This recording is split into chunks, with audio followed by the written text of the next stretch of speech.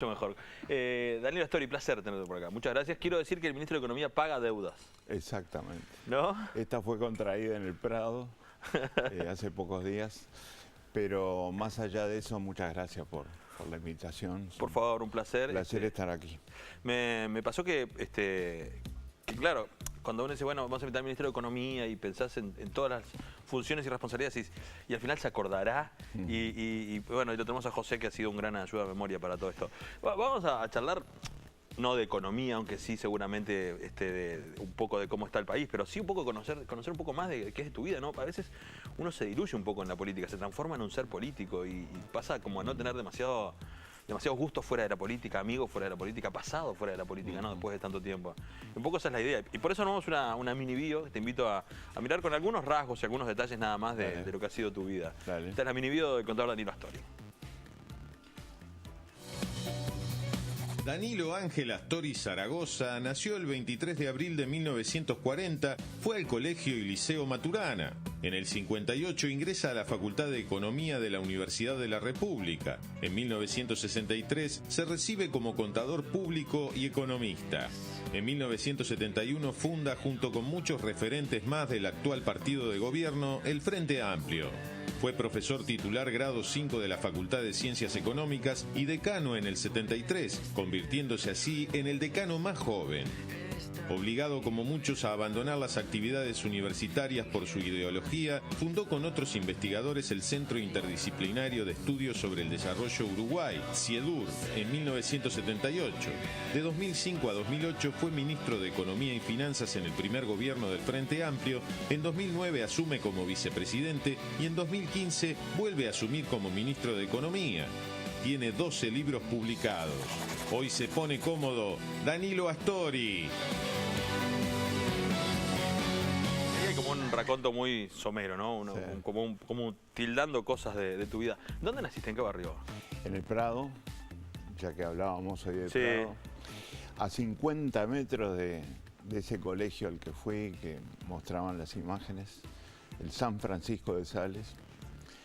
Yo pasaba más tiempo en el colegio que en mi casa, porque obviamente, además de la formación, primero escolar, después liceal, porque hice escuela y liceo completos en San Francisco de Sales, obviamente el resto del día era fútbol, fútbol y más fútbol. Sí. Ese colegio tenía una particularidad, tenía una cancha en la que había 6 partidos al mismo tiempo. 6 partidos. Claro, de primero a sexto. En la misma cancha, en un arco había 6 goleros. Éramos chicos, pero ahí se desarrollaron grandes habilidades porque era fútbol en espacio reducido, Claro. como se llama ahora.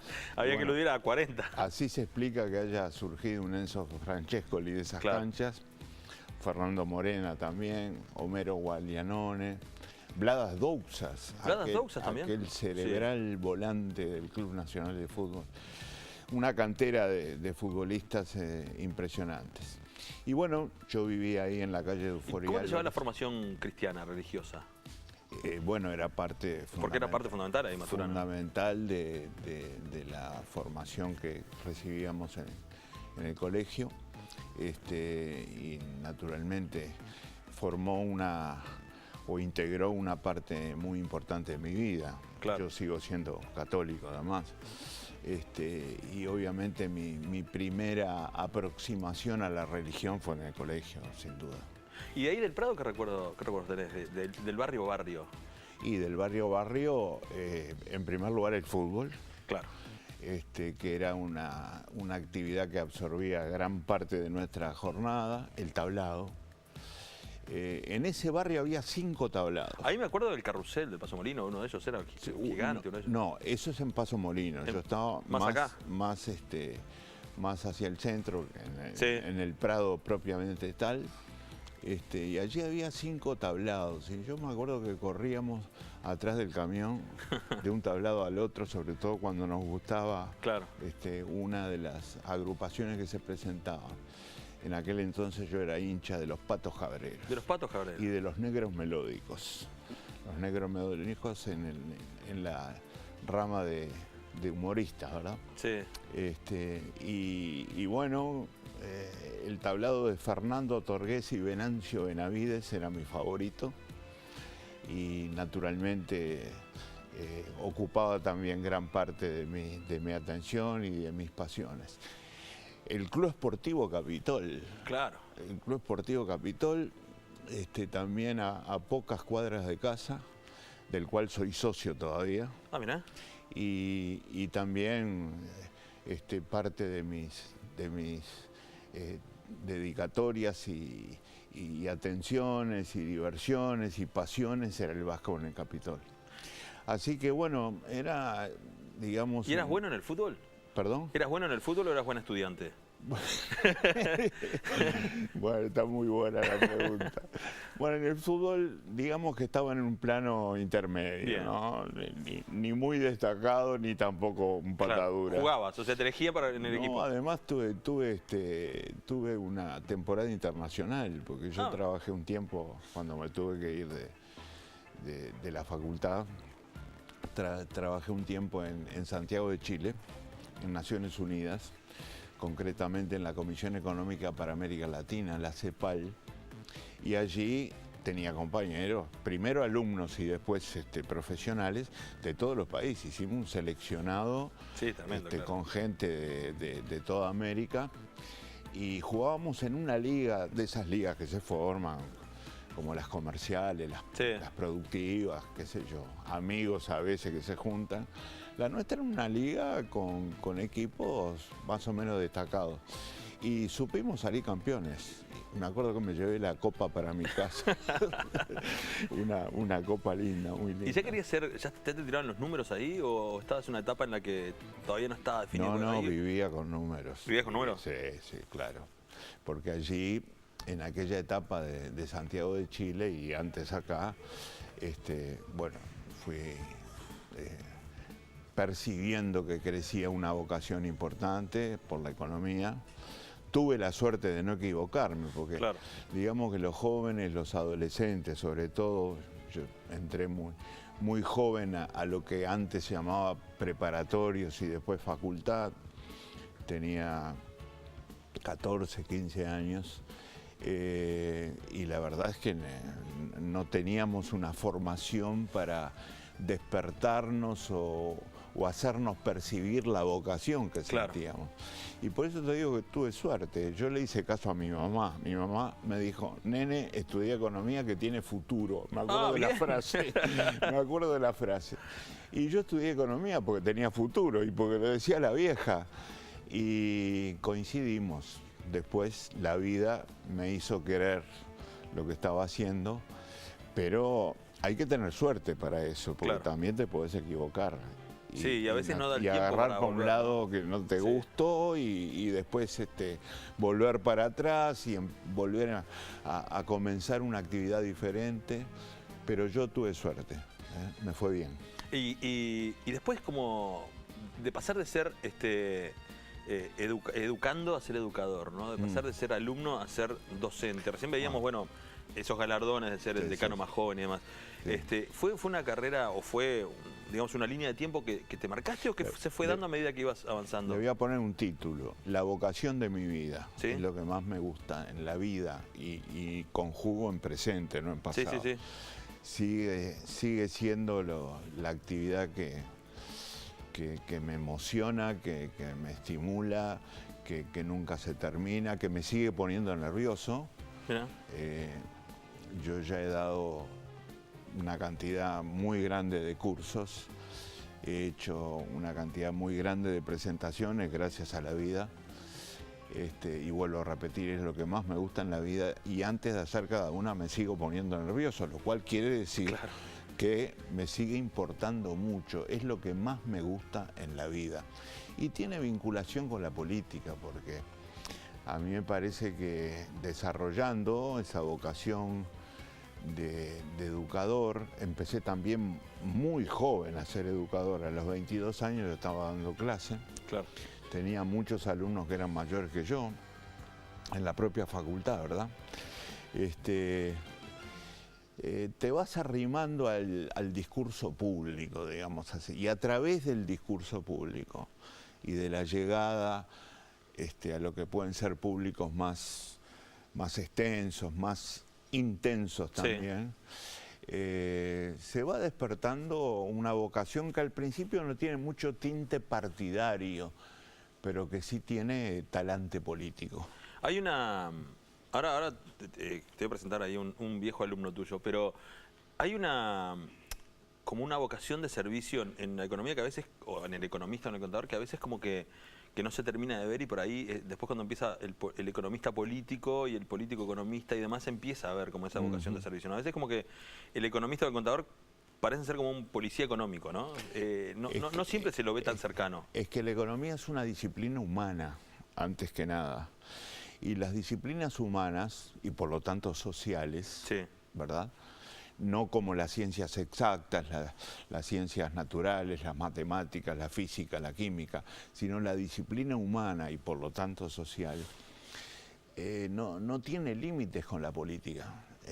Y no lo digo, vuelvo a repetir, en el sentido partidario. No, político como cuando lo que un economista hace un análisis sobre temas económicos, y cuando da otro paso y empieza a pensar cómo actuar sobre esa realidad económica para intentar modificarla, está haciendo política, pero política en el sentido grande y profundo de la palabra, ¿verdad?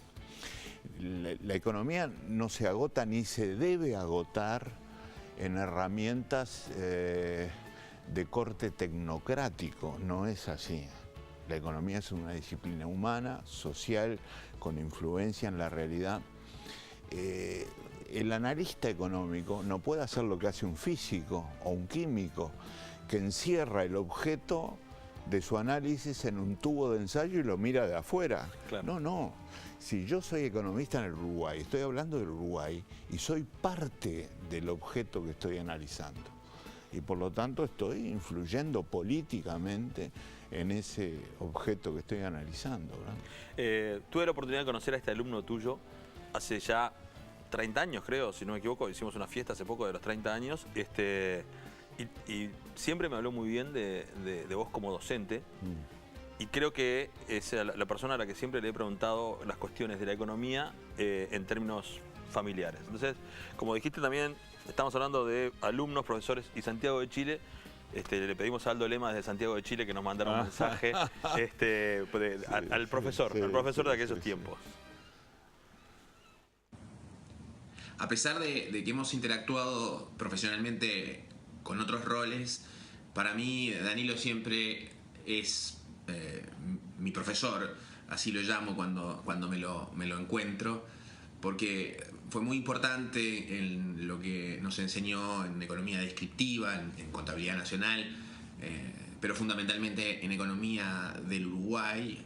Aprendimos mucho de la historia y de los elementos o rasgos distintivos de nuestra economía. Además, también por su capacidad de crítica, nos enseñó, digamos, a desarrollar un pensamiento crítico, autocrítico, y él mismo, obviamente, en todas estas décadas ha puesto en práctica, de manera que ha sido muy importante, no solo para mí, sino para muchas generaciones de economistas en el Uruguay. Ahí estaba Aldo con su trabajo de economista que va y viene entre Uruguay y Chile. Siempre recuerdo que cuando nos conocimos hace mucho tiempo él hablaba de tenerte de profesor. Sí. Bueno, aquí a la distancia, gracias Aldo por este mensaje y este generoso comentario. Aldo es uno de esos alumnos que uno recuerda. Te imaginarás, Fernando, que he tenido miles de alumnos. Sí, claro.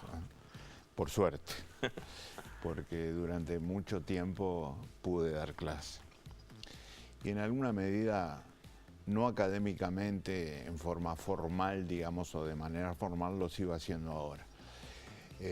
Pero hay alumnos que uno retiene en la memoria y los recuerda y los tiene presentes y los ubica. Y uno de ellos es Aldo, que con su compañera trabajaban con una enorme disciplina y bueno, así como él tiene ese generoso recuerdo conmigo, yo quiero tener hoy un recuerdo para él como alumno de aquellas épocas que él mencionó en su comentario, y le agradezco mucho todo este análisis que ha hecho. ¿Es difícil ser ministro de Economía y ser docente de Economía? No, digo... ¿Sentís que te miran como con una cara más crítica, con un gesto más crítico de, bueno, sos el uno de la economía y me estás enseñando a mí? No, al contrario. Cuando lo haces con gusto y con vocación y con ganas, que es un componente fundamental de toda actividad de un ser humano, no se hace difícil, al contrario. No podría vivir sin ello. Claro. ¿Me explico? Es una de las cosas sin las cuales no podría vivir. Y por eso en absoluto puedo decir que se me hace difícil, al contrario, es la vida para mí, ¿verdad? Recién decías que bueno, cuando un economista está analizando el Uruguay en el que vive, está haciendo política. Básicamente todos hacemos política porque lo que hace el ser humano básicamente es política, pero en un punto decidiste hacer política partidaria, o decidiste acompañar un proyecto en su momento en el 71, estamos hablando ya hace mucho tiempo de esto, ¿no? Estamos hablando de otras cabezas, de otro entorno, sí, de jugarse de otra forma, de otro país. De otra sociedad. Sí. ¿Quién te acercó más a la izquierda? ¿Qué hecho te llevó más a la izquierda? ¿Los hechos políticos o hechos humanos de gente que se haya acercado? Bueno, hay un fenómeno personal y humano y otro de entorno sociopolítico. Empiezo por el segundo, el entorno sociopolítico del Uruguay, en el que nace la fuerza política a la que adhiero desde su propio nacimiento, era un entorno muy complicado, muy injusto, con visos de autoritarismo muy marcados. Estamos hablando de comienzos de los años 70, claro. Fines de los 60, comienzos de los 70. Yo ya recuerdo, yo estaba dando clase desde 1962 y tenía una actividad muy intensa en facultad desde 8 o 9 años antes de la fundación del Frente Amplio. Entonces, parte de ese entorno, de ese escenario del cual te estoy hablando, era el propio intercambio estudiantil.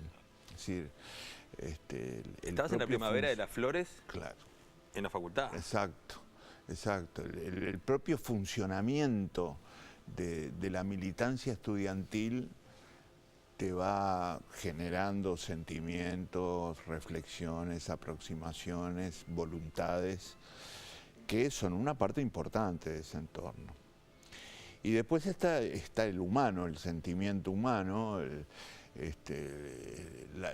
la reacción que cada uno tiene frente a esa realidad de la que forma parte, porque estamos, como decíamos hoy, adentro del tubo de ensayo, no afuera. Somos el objeto. Somos parte de él, somos parte de él. Y queremos actuar, queremos influir para cambiarlo en algún sentido. Y bueno, se genera el nacimiento del Frente Amplio, luego de intentos de acumulación previos, de los que también formé parte. Me estoy refiriendo a la segunda mitad de los años 60. Y ahí ya comienza mi militancia política. Primero sin sectorizarme, digamos así, luego a partir del 94 con Asamblea Uruguay. ¿Y personas? ¿Quién te acercó? Bueno, ¿quién te acercó al pensamiento de izquierda? Poner, capaz que no directamente al frente.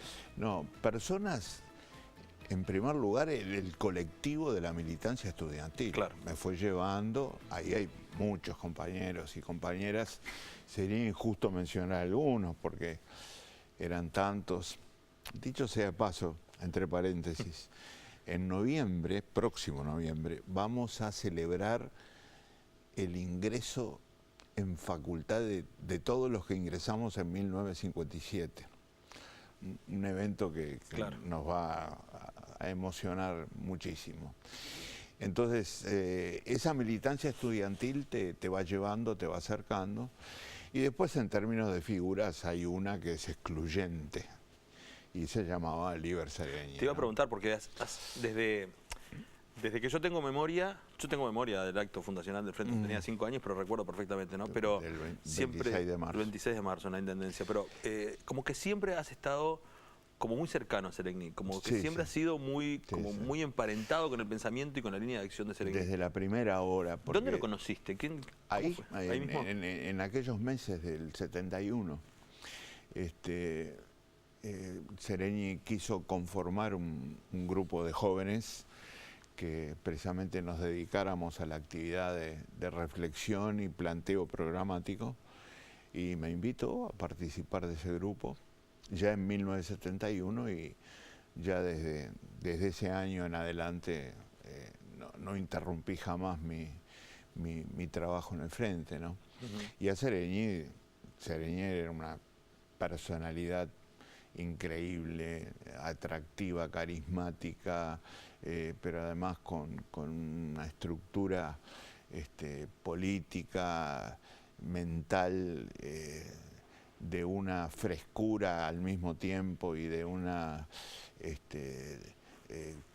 poder de convocatoria impresionante. Y bueno, eso se confirmó ya en los primeros pasos del Frente Amplio, y después seguimos juntos, lamentablemente interrumpidos por su injusta y larga prisión. ¿Llegaste a visitarlo en algún momento? ¿Tuviste oportunidad o no? No podía. No podía, en ningún momento. No era permitido. Seregni solo recibía la visita de sus abogados, entre los que se contaban Hugo Batalla y Carlos Martínez Moreno. Creo que el tercero era el doctor Arlas. Eran los 3 abogados que veían a Seregni, las únicas visitas que recibía. ¿Y qué sentiste en la estación de AFE el día que renunció a su cargo de presidente del Frente Amplio? Una enorme pena, una tristeza muy grande, muy grande. Quizá una de las más grandes tristezas en la historia del Frente Amplio, ¿no? Voy a aprovechar para hacerte un par de preguntas más que tienen que ver con la vida política, ¿no? ¿Te imaginaste alguna vez ser, porque has sido presidente interino también, ¿no? O sea, llegaste a ser presidente y ministro de Economía. Estamos hablando de vicepresidencia, ministro.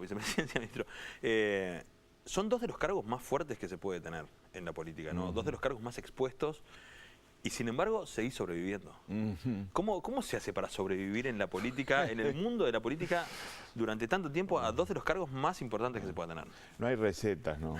si hubiera... No, hay una sola respuesta en una sola palabra: trabajo. No hay otra. ¿Y por qué sentís cuando dicen que el modelo económico es el modelo Astori de todo este tiempo? Bueno, es un trabajo colectivo, ¿no? A veces lo identifican con mi nombre, pero siempre fue un trabajo de equipo. Y yo he tenido la inmensa fortuna de tener equipos muy buenos, excelentes, muy importantes. En el primer periodo en el que fui ministro de Economía, a partir de 2005, el equipo que integramos con Mario Vergara y Fernando Lorenzo, y junto a ellos un grupo de jóvenes que aparecían menos en la tele y tenían menos reportajes en la radio, pero eran fundamentales para que nosotros pudiéramos salir en la tele y hacer reportajes en la radio, porque eran fundamentales para hacer el trabajo. Arrancamos con una propuesta de cambios económicos muy profundos, y la verdad es que el país alcanzó objetivos importantes en materia económica, que luego, por suerte, pudimos mantener. Pero quiero destacar la labor colectiva que significó la llegada a esos resultados, ¿verdad? No es un trabajo personal, ni mucho menos. ¿Cuál es, antes de ir a la pausa, te hago una pregunta que va por justicia y por injusticia? ¿Cuál es la crítica más injusta que le hacen al modelo Astori, digamos, económico de esto que estamos hablando? ¿Y cuál es la crítica más justa, la que haces como autocrítica, básicamente? Bueno, tienen razón cuando dicen esto. Bueno, empiezo por la segunda. Siempre la crítica más justa es la que apunta a todo lo que falta. Y la verdad es que siempre falta. Y siempre eso lo saben los economistas. Y siempre falta bastante. Por ejemplo, en este momento de la historia del país. Tenemos que desarrollar más la capacidad humana de la gente, más la capacidad física del país. Tenemos que distribuir mejor los frutos del crecimiento y de la actividad económica. Tenemos que lograr una mejor y más equitativa distribución de la riqueza. Y todo lo que se refiere a eso en términos críticos es absolutamente justo, absolutamente justo. Lo injusto es a veces cuando se hacen juicios negativos en materias en las que hemos alcanzado buenos resultados, ¿verdad? Por ejemplo, no se puede olvidar lo que este país avanzó en materia de salarios, de pasividades, solo para poner algún ejemplo, y en materia de el respeto a algunos derechos fundamentales, en el campo, por ejemplo, de la salud, en el campo del combate a todas las discriminaciones, de razas, de etnias, de orientaciones sexuales. El país avanzó mucho en esos campos y a veces nos olvidamos de todo lo que se logró en esa materia y quizá el olvidar esos avances sin dejar de lado lo que falta puede llegar a ser una crítica injusta. Hay un resumen que puede llegar a ser está todo bien si tengo plata en el bolsillo, no está todo bien si no tengo plata en el bolsillo. Que puede llegar a definir una elección, ponele, ¿no? Sí, sí. Es una definición de política económica básica, digamos, ¿no? Yo creo que la economía pesa en las decisiones electorales, sin duda. Y en un país como Uruguay pesa indudablemente en una medida importante.